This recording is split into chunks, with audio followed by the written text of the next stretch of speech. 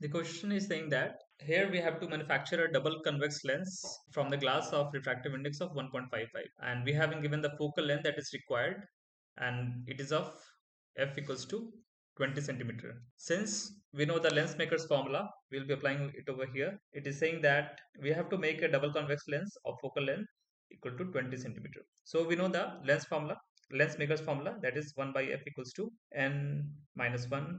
Here n is the refractive index of the glass with respect to the media in which it is kept, 1 by r1 minus 1 by r2. Here r1 and r2 are the radius of curvature of this side versus this side. Substituting the values, we will get, since it is a convex lens, so focal length is going to be positive.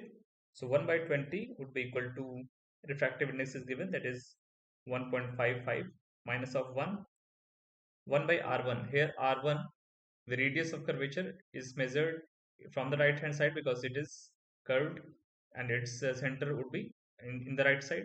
So it is going to be positive. So 1 by r.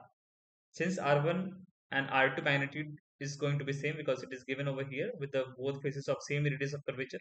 So r1 would be equal to r2 in magnitude minus r2. Since the center of the r2 curvature is going to be on the left hand side, so we will term it as 1 by minus r.